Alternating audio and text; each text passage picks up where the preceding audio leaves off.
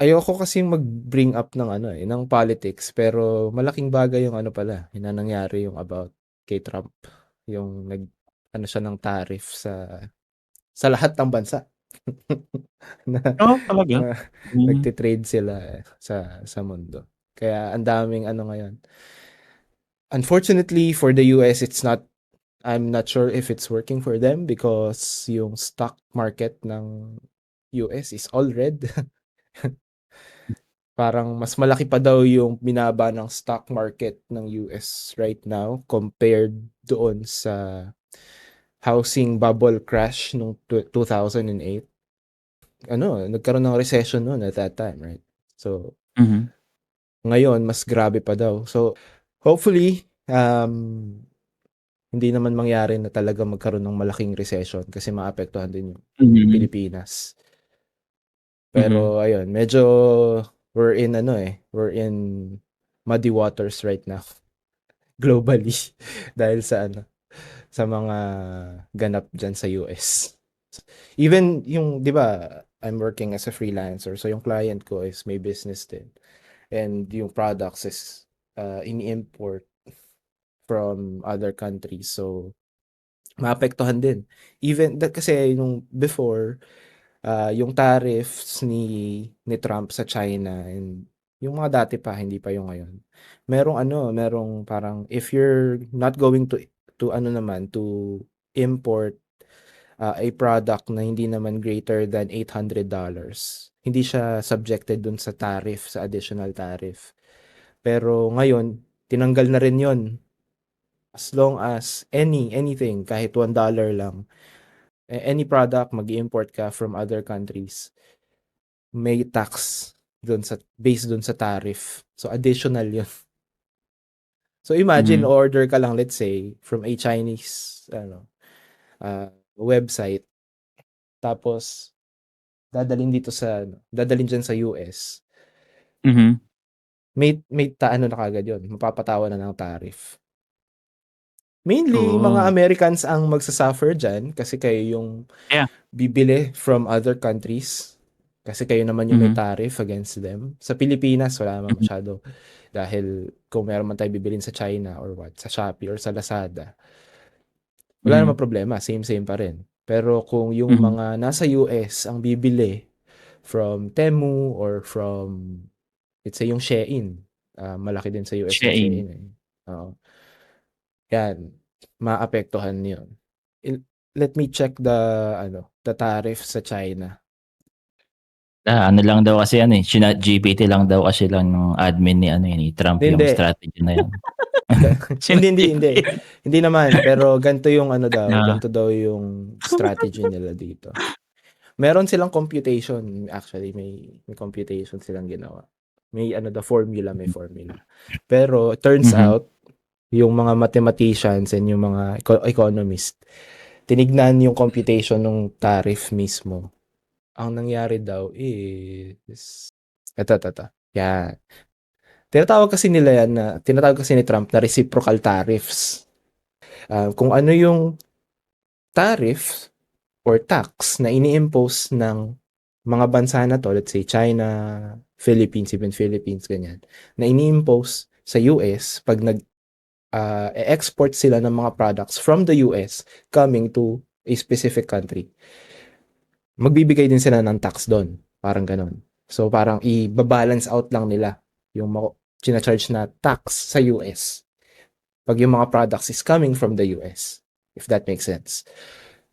So for example, si Tom is yung US government or yung US. Ako yung hmm, Philippines, mhm, 'di ba? So si mhm, Tom, for example, magbebenta sa akin, let's say, ng tinapay, 'di ba? mhm. So sinasabi ni Trump na ako daw, yung Philippines, is nagcha-charge ng 34% sa tinapay na yon kapag nagbenta si Tom na US sa Pilipinas. Right? So ganon. Ganyan yung sinasabi niya. So ngayon, 34. para daw reciprocal, magpapataw din si Tom na in case na magbebenta ako ng tinapay kay Tom sa US, Hmm. may tariff din. Yung Teka explanation lang, about the the reciprocal tariffs. But Mhm. the thing about this is etong sinasabi ng US government nila Trump na reciprocal tariff is not a tariff. It's either a trade deficit or trade surplus. So I will not go into the details about trade deficit and trade surplus, but basically yun yung amount na either nagbe-benefit sa trade yung country, or there's a deficit, meaning mas malaki yung nagiging, let's say, ano ba, mas malaki yung nakukuha ng isang bansa versus the other one. So either trade surplus or trade deficit. So in the case of the Philippines, itong 34% na to, it's really not a trade deficit, but it's actually a trade surplus. So, nagbe-benefit pa actually yung trade yung pagte-trade nila sa atin, nagbe-benefit pa ang US kaysa sa Pilipinas. So, ganun yung pagkakakompute nitong tariff na to. Sabi nila, sabi ng mga expert, hindi ako, I'm just laying it out. Hindi ko alam kung ano talaga yung yung thinking behind this sa mga tariff ni Trump. Mhm. Pero ganun daw yun. So parang kung ano yung percentage ng trade deficit or trade surplus, they're just dividing it by something, and then yun yung ito yung mga percentage na yun. So yun, sa China, 34% yung ini-impose na na tariff. Ang daming electronic parts na galing China. Hindi lang naman actually electronic parts. A lot of products are coming from China. Sa EU is 20%. Vietnam, actually, ang laki. 46%. Diba? Dito sa Vietnam, alam niyo yung mga sapatos na Nike na ang nakalagay is made in Vietnam? Mhm.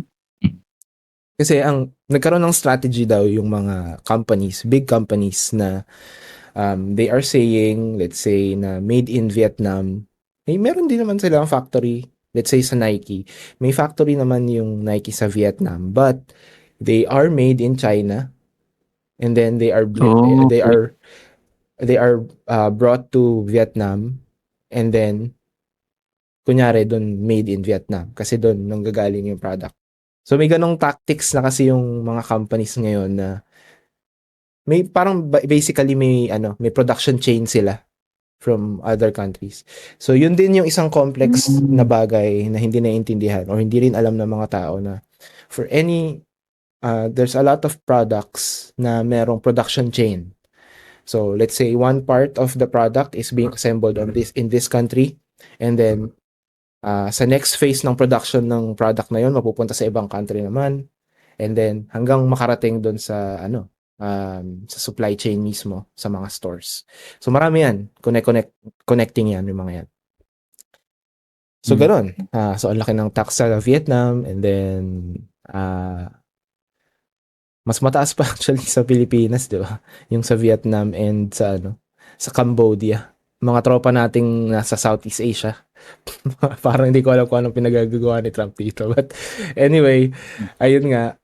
So sobrang laki ng impact niyan globally sa mga trade. So parang nagiging isolationist yung approach ni Trump dito, kasi paano gaganahan makipag-trade ang mga bansa sa kanila kung malaki yung ini-impose na tax nila, 'di ba?